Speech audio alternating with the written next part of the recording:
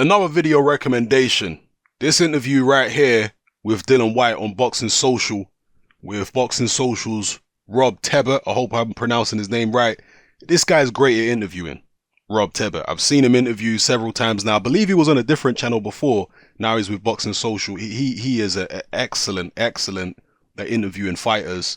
Highly recommend Boxing Social. They also had Glenn McCrory as one of the guys doing interviews for them. I'm not sure if Glenn is still with them, but it was good to see Glenn on Boxing Social. So definitely check out that channel and subscribe to that channel. Excellent channel.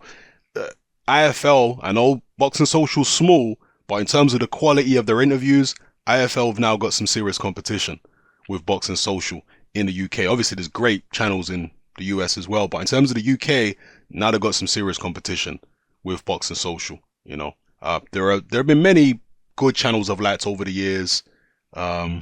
Nothing long, I like them, but a lot of the other channels who do boxing interviews are not as active. Boxing Social are active, and they've got Rob Tebbert, excellent interviewer, and they're putting in the work right now. So highly recommend the channel. And yeah, highly recommend you watch this interview with Dillian Whyte. He talks about a lot of things. He talks about where he's at. He talks about the potential fights. He talks about possibly fighting in the United States later on this year. He talks about the situation with Pulev, with Wilder, and actually the Pulev situation, right? One thing I forgot to mention, and it never occurred to me, in terms of why they lost the purse bid for Pulev. The purse split for Whyte Pulev was going to be 75-25 in Pulev's favor. So if Eddie Hearn had won the purse bid, yeah, he'd have to pay Pulev 75% of the money. Imagine you winning the purse bid and you have to pay the other guy 75%. You know? So even from that sense, it don't make any sense really bidding too much when you got to pay the other guy the vast majority of the money. So I didn't take that into account. He also talks about Tyson Fury and says that he actually offered Tyson Fury. They made an offer to Tyson Fury to fight Dillian Whyte in September, which Tyson Fury turned down. Now, a lot of the Fury fans are very hypocritical when it comes to who they criticize and who's fighting who and all this kind of business. And as I just talked about in another video, Billy Joe Saunders and Tyson Fury have pulled out of many fights. Okay, we know they're friends. That they were so quick in the past to condemn fighters for pulling out of fights and call them every name under the sun, but then they go ahead and start pulling out of all types of different fights. You know, very hypocritical, and to be angry at people for criticizing them when they were so quick to criticize other people in the past for pulling out. The hypocrisy is pretty disgusting. And also when it comes to the Fury fans, right, they criticize fighters for coming back against poor opposition. The guy that Tyson Fury's fighting in his comeback fight is the number 2 cruiserweight in Albania. Now, I'm not angry at Tyson Fury for taking on that guy right now, to be honest with you, because he don't know where he's at.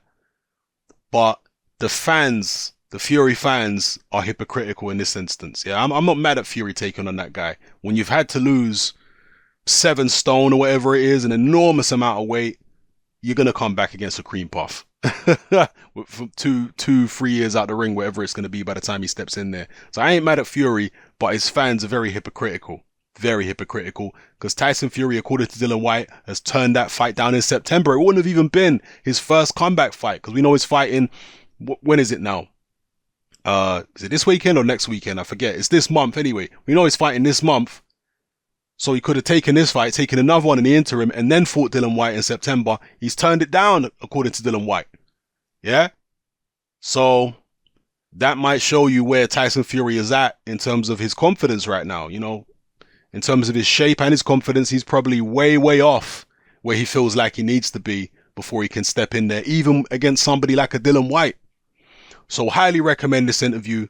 Dillian Whyte talking realistically. And it appears that Dillian Whyte's relationship with Eddie Hearn is a little better at the moment. I think he was happier after his last performance over Lucas Brown because of the fact that he was headlining at the O2 and all that kind of business. And he was saying that finally I'm getting the push that I think I deserve. And I think he sees that Eddie Hearn has tried to sort out certain situations for him with regards to Luis Ortiz, Pulev, etc. So I guess right now he feels like Eddie Hearn's doing what he's supposed to do.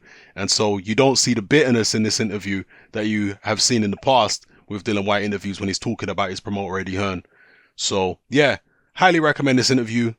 Go watch it, see what you think. And again, tell me what you think about Tyson Fury supposedly turning down a fight with Dillian Whyte in September. Yeah, let me know what you think about it, people. It's happening. I'm out.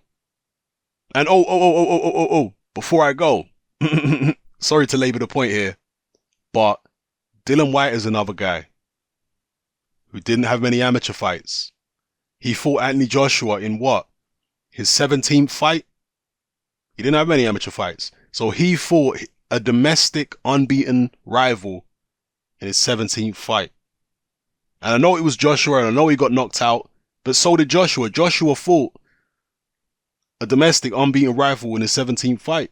You know, Dillian Whyte could have fought a different unbeaten domestic rival. The point is, whether it's Joshua or another unbeaten domestic rival, he was willing to get in there against an unbeaten domestic rival in his 17th fight with very little amateur experience. I think Dillian Whyte had about 11 amateur fights, something like that. So I don't accept all these excuses, man, where people don't have the amateur fights and this, that, and the other. If you're good enough, you can step in there and at least fight British level when you ain't had that many amateur fights, you know? And that's all we're asking certain people to do. That's just at least fight British level. At least fight your contemporaries, man. Anyway, yeah, recommend this interview. Go watch it. It's happening. I'm out.